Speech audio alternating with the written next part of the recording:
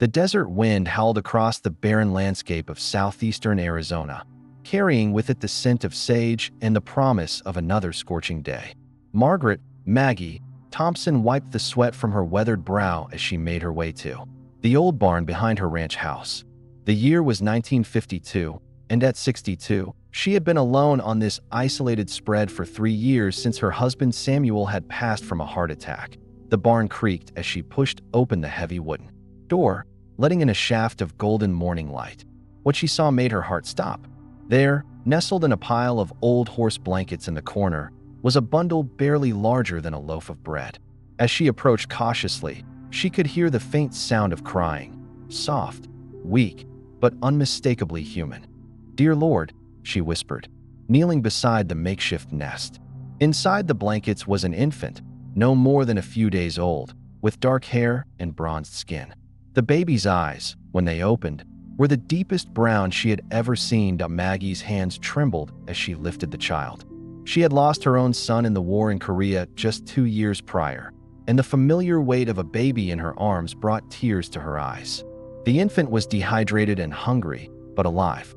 Someone had left this child here, perhaps knowing that despite her reputation as a recluse, Maggie Thompson had a heart that couldn't turn away from those in need. She looked around the barn, searching for any sign of who might have left the baby. A piece of traditional Apache beadwork caught her eye, a small medicine pouch tucked carefully beside where the child had been placed. The craftsmanship was exquisite, and she recognized it as authentic Apache work from her years living in Arizona. "Well, little one," she said softly, cradling the baby against her chest, "looks like it's just you and me now."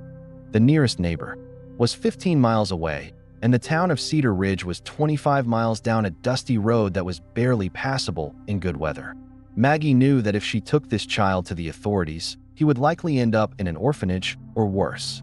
The prejudice against Native Americans in 1950s Arizona was still strong, and Apache children often faced discrimination and poor treatment in the system. As she walked back to the house, the baby's cries grew stronger. In her kitchen, she warmed some milk and fashioned a makeshift bottle from a mason jar and a piece of cloth.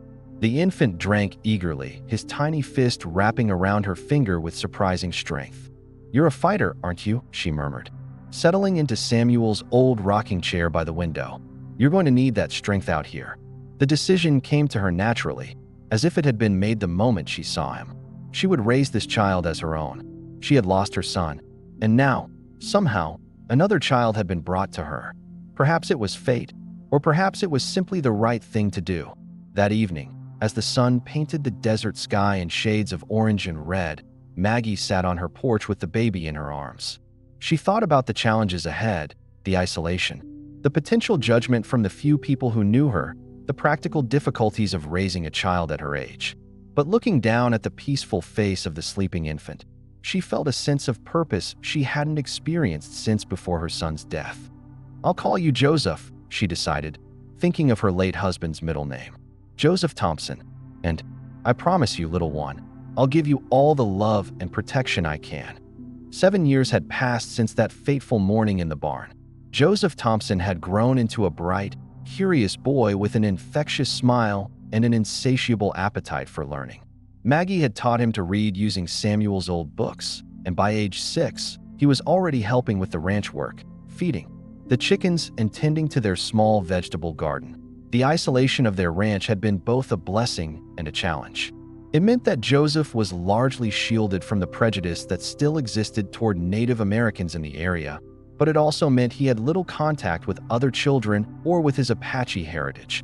Everything changed the day they went to town for supplies. Cedar Ridge was a small community of about 800 people, mostly ranchers, miners, and their families. Maggie made the trip only when absolutely necessary, usually 3 or 4 times a year. This particular day in late summer, she needed medical supplies and winter clothing for Joseph, who was growing faster than tumbleweeds after a rain. The stares began the moment they walked into Morrison's general store. Joseph, now tall for his age with striking features that clearly indicated his Apache ancestry, drew attention wherever they went. Maggie kept her hand protectively on his shoulder as they moved through the store. "That's the Thompson woman," she heard someone whisper. Heard she's got herself an Indian boy. Ain't natural, came another voice. Woman her age raising a savage. Joseph's shoulders tensed, and Maggie felt his pace slow. At 7, he understood enough to know the words weren't kind, even if he didn't fully grasp their meaning. Chin up, she whispered to him. We get what we need, and we go home. At the counter, store owner Harold Morrison rang up their purchases with barely concealed distaste. That'll be $12.40, he said curtly. As Maggie counted out the money, Joseph wandered toward a display of penny candy. He was reaching for a peppermint stick when a larger boy, perhaps 10 years old, shoved him hard. Don't touch nothing, Apache, the boy snarled. Your kind ain't welcome here. Joseph stumbled but didn't fall. Instead, he straightened up and looked the boy directly in the eye. My name is Joseph Thompson, he said quietly but firmly, and I have every right to be here. The boy's father, a thick-set man named Dutch Kellerman, stepped forward. You teaching this boy to be uppity, Maggie, he said loudly enough for the whole store to hear. Maybe it's time someone taught him his place. Maggie moved swiftly, placing herself between Kellerman and Joseph. The only thing I'm teaching him is to be a good person, she said, her voice steady despite the tremor in her hands. Something some folks around here could learn. The tension in the store was palpable. Other customers had stopped their shopping to watch the confrontation. Joseph could feel the weight of their stares, the hostility radiating from several of the adults. Come on, son, Maggie said, gathering their packages. We have what we need. As they walked toward the door, Dutch Kellerman called out. This ain't over, Thompson. That boy's gonna bring trouble to this whole area. The ride home was quiet, both of them lost in their own thoughts. Finally, as they approached their ranch, Joseph spoke up. Maggie, why do they hate me? She pulled the truck to a stop and turned to face him. His dark eyes were filled with confusion and hurt, and it broke her heart. They don't hate you, Joseph. They hate what they don't understand. Some people are afraid of anyone who's different from them. But I'm not different. I'm just me. You're exactly who you're supposed to be, she said, reaching over to squeeze his hand. And don't you ever let anyone tell you otherwise. That night, after Joseph had gone to bed, Maggie sat at her kitchen table with a cup of coffee and Samuel's old atlas. She opened it to the section on Arizona and traced her finger over the areas marked as Apache tribal lands. She had made a decision to raise Joseph as her own, but she was beginning to realize that she might be denying him something equally important, knowledge of where he came from. Over the following months, Maggie began to research Apache culture and history. She drove to Tucson and visited the library, checking out books on Apache traditions, language, and customs. She learned about the forced relocations, the battles, and the rich cultural heritage that Joseph had been born into. When she shared some of these stories with Joseph, his eyes lit up with interest. Tell me more about the Apache, he would ask during their evening talks on the porch. They were great warriors, Maggie told him one night as they watched the stars emerge in the desert sky. But more than that, they were people who understood this land. They knew how to live with the desert, not just survive in it. Do you think that's why I love it out here so much? Joseph asked. Even when it gets really hot or really cold, I never want to leave. Maybe so, Maggie replied. Maybe. It's in your blood. As Joseph approached his 8th birthday, he began to show remarkable skills that seemed to come naturally to him. He could track animals across rocky ground, predict weather changes by reading the clouds, and move through the desert with a silence that amazed Maggie. When she mentioned this to Dr. Sarah Winters, the traveling doctor who came through the area, the doctor suggested that these might be inherited abilities. Some knowledge is passed down in ways we don't fully understand, Dr. Winters had said. The Apache people have lived in this region for hundreds of years. It's possible he has an intuitive understanding of this environment. Maggie also noticed that Joseph had an unusual way with animals. Their horses, normally skittish around strangers, were calm and trusting with him. Wild rabbits would remain still when he approached, and even the coyotes that howled in the distance seemed to avoid their property when Joseph was outside. But it was Joseph's sense of justice and protection that impressed her most. When he found injured animals, he would carefully nurse them back to health. When the neighbors' cattle broke through their fence and wandered onto their property, Joseph spent hours gently herding them back rather than just reporting the problem. He's got a good heart, Dr. Winters observed during one of her visits. That's worth more than all the book learning in the world. As winter approached, Maggie made another decision. She would continue to educate Joseph about his Apache heritage, but she would also make sure he understood that his home was with her on this ranch for as long as he wanted it to be. "Joseph," she said one evening as they sat by the fireplace, "I want you to understand something. You're my son in every way that matters. But I also want you to know about your people, your real people." "You are my real people," Joseph replied, without hesitation. "You saved me. You raised me. This is my home. And it always will be," Maggie assured him. "But knowing where you come from doesn't change where you belong." 15 years had passed since that confrontation in Morrison's general store. Joseph Thompson, now 22, had grown into a man who commanded respect through quiet strength rather than loud words. Standing 6 feet tall with broad shoulders earned from years of ranch work, he moved with the fluid grace that had marked him as a child, but now carried the confidence of someone who knew exactly who he was. The ranch had prospered under their joint care. Joseph had proven to have an intuitive understanding of the land that allowed them to find water in places where others had failed and to grow crops that survived the harsh desert conditions. Their cattle were healthy. Their horses were among the finest in the county, and slowly, grudgingly, some of their neighbors had begun to show them a measure of respect. But not everyone had changed their attitudes on a sweltering July morning.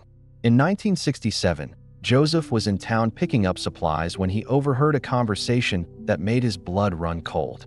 "That old woman's been harboring that Apache for 20 years now," Dutch Kellerman was saying to a group of men outside the hardware store. "My boy Tommy saw him talking to some of them activists from the reservation last week. They're planning something, mark my words." Joseph had indeed been meeting with some young Apache men who were part of the American Indian movement, but their conversations had been about education and preserving their culture, not about any kind of uprising.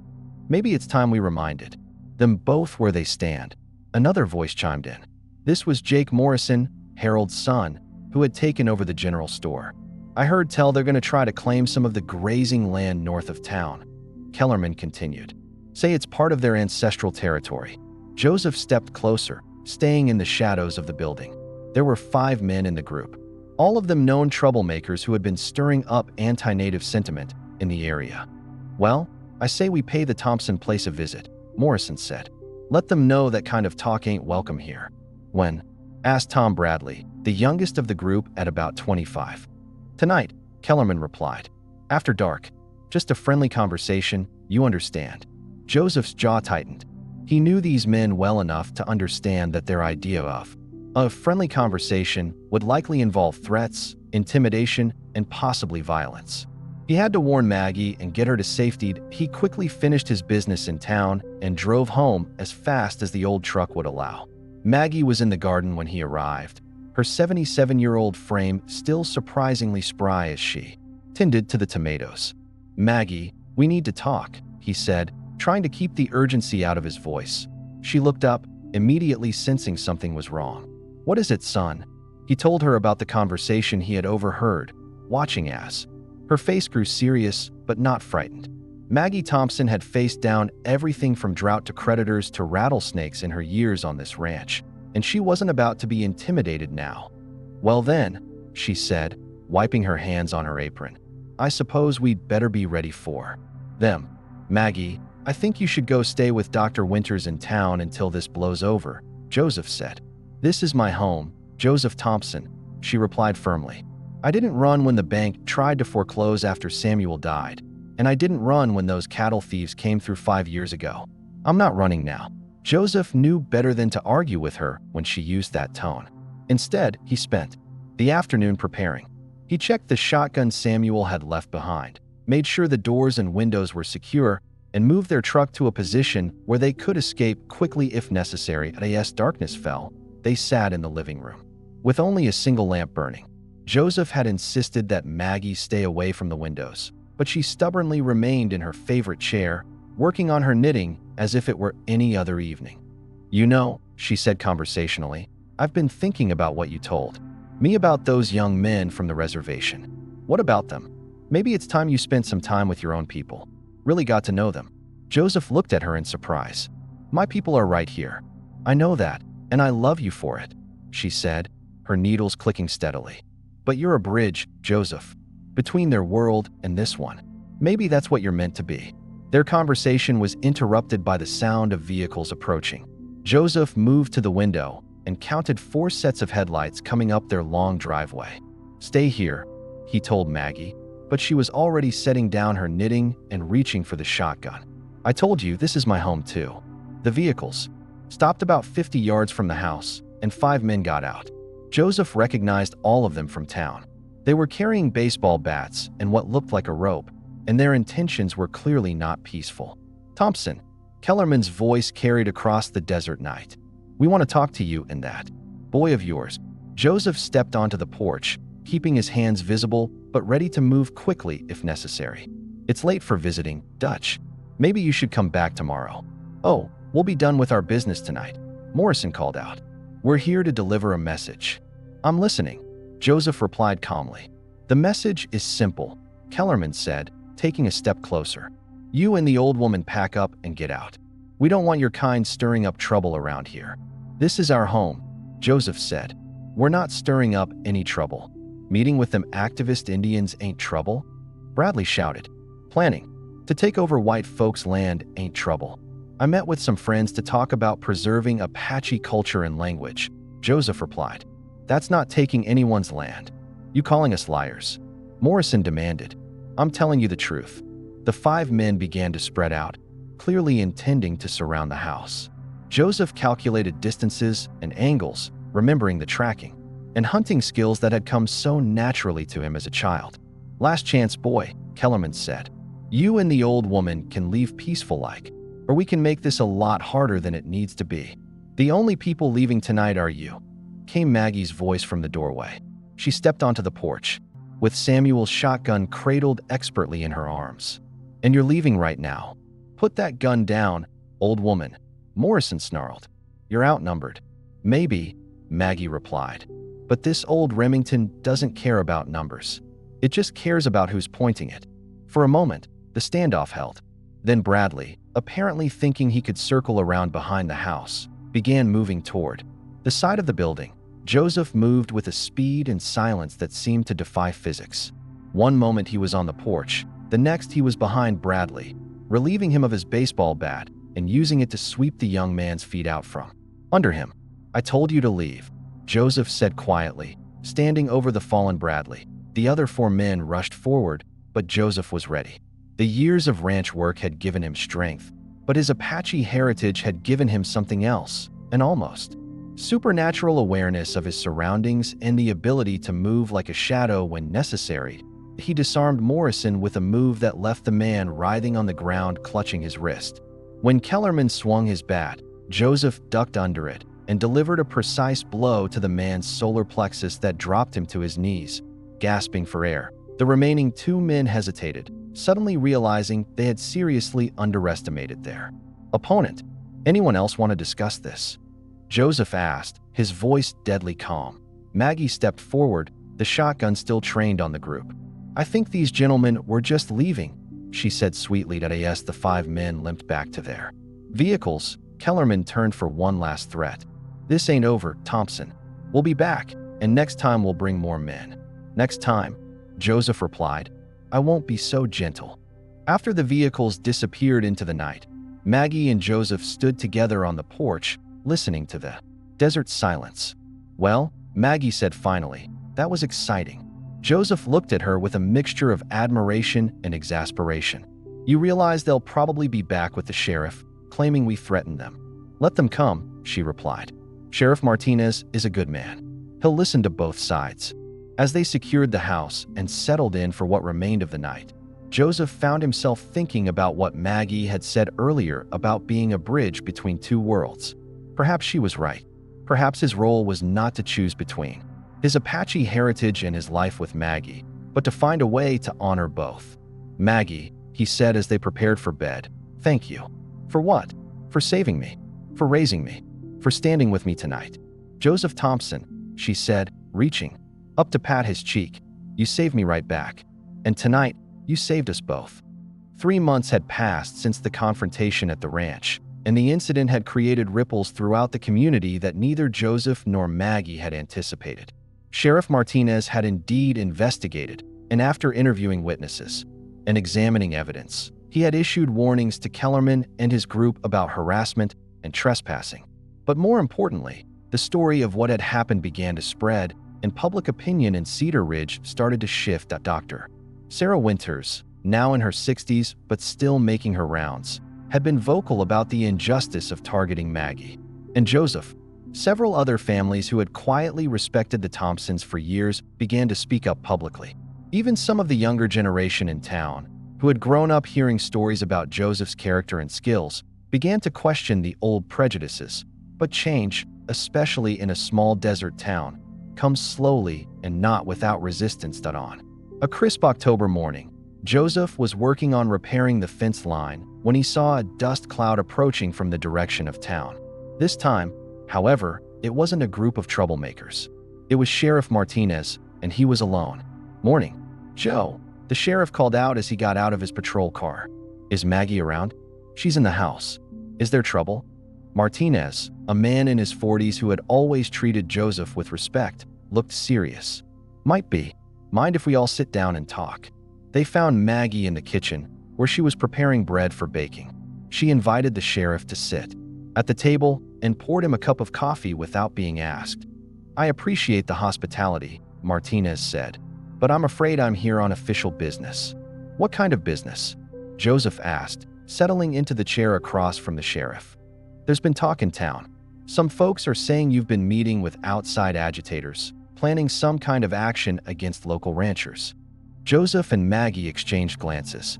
This was clearly an escalation of the rumors that had prompted the confrontation 3 months earlier. "Sheriff, you know that's not true," Maggie said firmly. "Joseph's never been involved in anything like that." "I know," Martinez replied. "But Dutch Kellerman's been pushing the county commissioners to take action. He's got some support, and they're talking about conducting an investigation." "What kind of investigation?" Joseph asked. "The kind that could cause you both a lot of trouble, even if you're completely innocent," the sheriff said. "They could tie up your property, freeze your bank accounts, make life very difficult." Joseph stood up and walked to the window, looking out at the land that had been his home for 20 years. "What do you suggest we do?" "Well," Martinez said carefully, "there might be another option. I've been talking to some folks from the Apache reservation. They've been following what happened here, and they're impressed with how you handled yourself." "What does that have to do with anything?" Maggie asked. "They're offering Joseph a position, cultural liaison and education coordinator. It's a good job, with good pay, and it would get him away from the immediate situation here." Joseph turned from the window. "Are you suggesting I run away?" "I'm suggesting you might consider it a strategic retreat," Martinez replied. "Let things cool down here, establish yourself in a position where you can do some good, and maybe come back when the climate is better." The three of them sat in silence for several minutes, each lost in their own thoughts. Finally, Maggie spoke. "What do you think, son?" Joseph looked at the woman who had raised him, now 78 years old, and still facing down trouble on his behalf. The decision, when it came to him, was surprisingly easy. "I think," he said slowly, "it might be time for me to learn more about the other half of who I am." 2 weeks later, Joseph was preparing to leave for the reservation when unexpected visitors arrived at the ranch.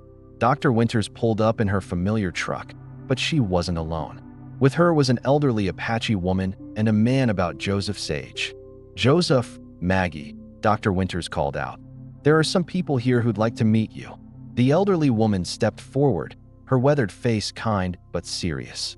She wore traditional Apache dress and carried herself with unmistakable dignity. "My name is Maria Delgado," she said in accented English. "I am from the Mescalero Apache Reservation." Joseph felt a strange stirring of recognition, though he was certain he had never seen this woman before. "I have come to tell you a story," Maria continued, "about a young Apache woman named Elena, who gave birth to a son during the winter of 1952. Maggie's hand flew to her throat. Joseph felt the world shift around him. "Elena was my daughter," Maria said simply. "She died 3 days after giving birth to her son. But before she died, she made me promise to take the baby to safety, away from those who would harm him because of his mixed heritage.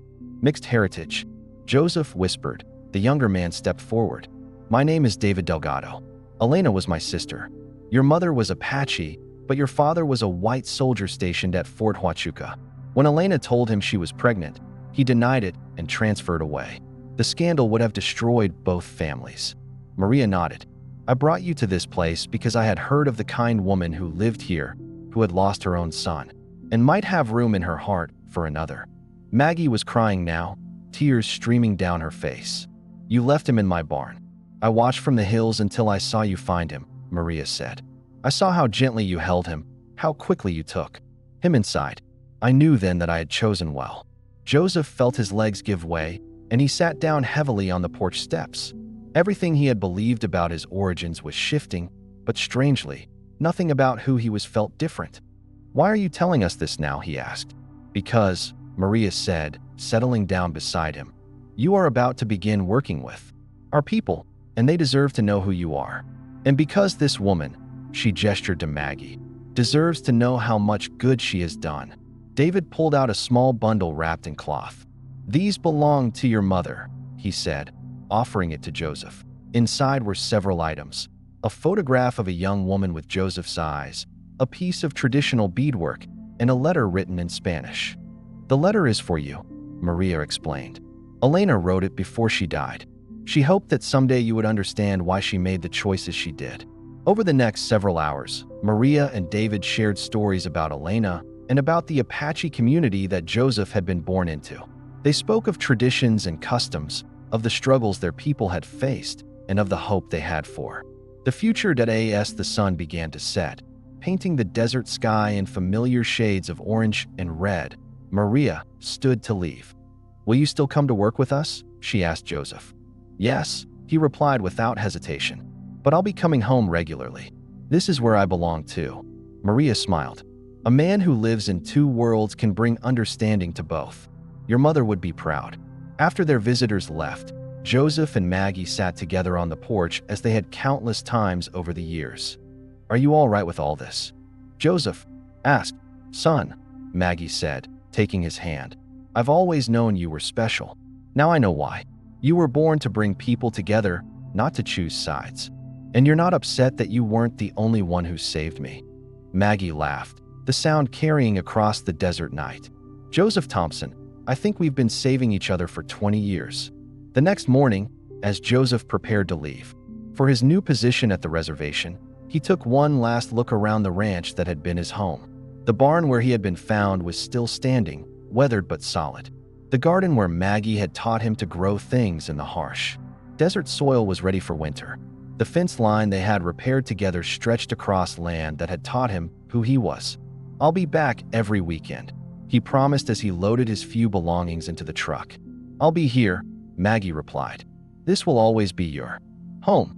As he drove away, Joseph could see Maggie in his rearview mirror, still standing on the porch, still watching over the land that had sheltered them both.